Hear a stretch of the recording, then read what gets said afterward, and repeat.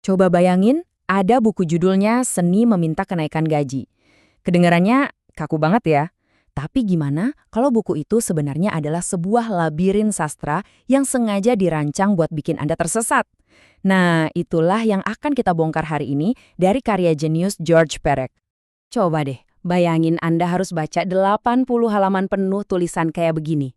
Tanpa titik, tanpa huruf besar, cuma satu kalimat super panjang yang muter-muter terus. Teks ini sengaja dirancang buat bikin Anda nyasar, bingung, dan sedikit pusing. Dan ya, pengalaman itu memang disengaja. Jadi, apa-apaan nih sebenarnya? Apakah ini cuma sebuah lelucon sastra yang rumit? Atau jangan-jangan ada sebuah sistem yang tersembunyi di balik semua kekacauan ini? Yuk kita cari tahu.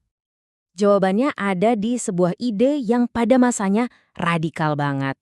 Kekacauan ini tuh bukan sesuatu yang acak. Justru sebaliknya, ini direncanakan dengan sangat teliti.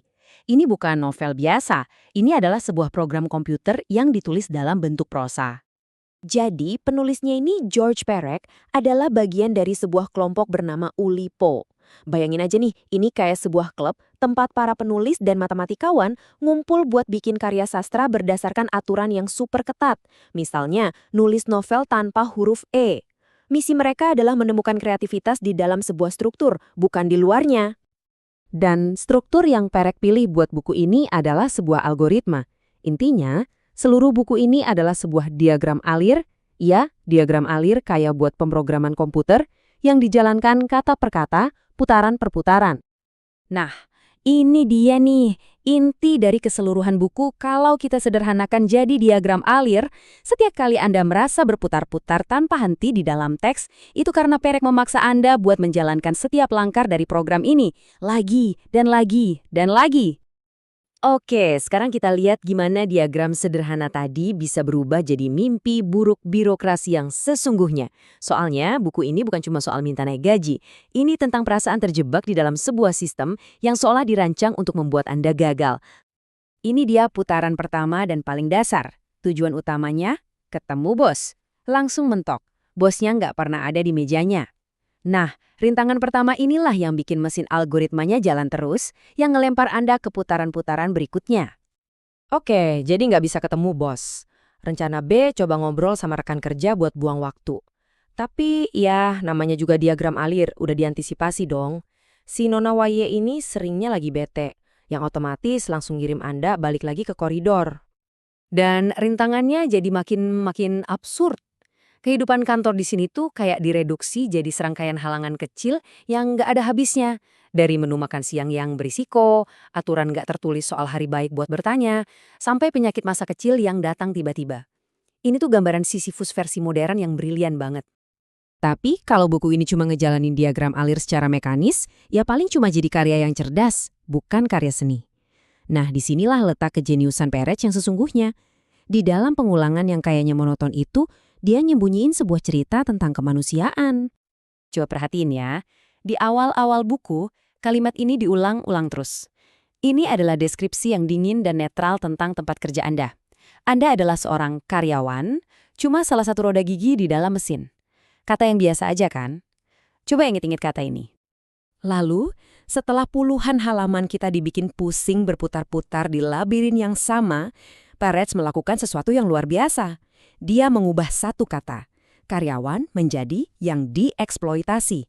Cuma satu kata, tapi perubahan ini mengubah segalanya. Ini bukan lagi deskripsi netral, ini adalah sebuah pengakuan tentang apa yang sistem itu perbuat pada jiwa Anda. Dan disitulah letak seninya. Seni dari buku ini ternyata bukan di algoritmanya yang sempurna, tapi justru di cacat-cacat kecil yang dia selipkan. Lewat variasi-variasi halus ini, kita nggak cuma lagi baca diagram alir, kita ikut merasakan perjalanan hidup seseorang yang pelan-pelan terkikis oleh waktu, oleh frustrasi, dan oleh sistem itu sendiri. Mungkin Anda mikir, oke, ini menarik, tapi kan ini ditulis lebih dari 50 tahun lalu, emangnya masih relevan? Jawabannya, wah, relevan banget. Coba kita mundur dulu ke tahun 1968. Waktu itu, komputer itu bukan benda yang bisa masuk kantong. Komputer adalah mesin raksasa segede ruangan, sebuah entitas misterius yang dijalankan sama ahli-ahli pakai jas lab. Buat kebanyakan orang, logika komputer itu sesuatu yang asing, dingin, nggak manusiawi. Nah, buku proyek ini menangkap rasa takut sekaligus takjub di era itu. Gimana jadinya kalau logika mesin mulai mengatur hidup kita? Dan itulah intinya. Tentu, teknologinya udah berubah total, tapi perasaan terjebak di dalam sebuah logika yang kaku dan nggak manusiawi, di dalam sebuah diagram alir yang bukan kita yang bikin, perasaan itu justru makin relevan hari ini kan? Coba deh pikirin, pernah nggak Anda teriak, "Operator!" ke telepon otomatis? Atau kejebak di putaran tanpa akhir pas ngisi formulir online? Atau mencoba berdebat dengan chatbot? Kita semua pernah mengalami versi modern dari labirin Tuan X. Pada akhirnya, eksperimen aneh Georgia Perec dari tahun 1968 ini lebih dari sekedar permainan sastra. Ini adalah cermin yang tajam bagi dunia kita. Ini memaksa kita untuk melihat sekeliling dan bertanya, seberapa banyak dari hidup kita yang sebenarnya diatur oleh diagram alir orang lain?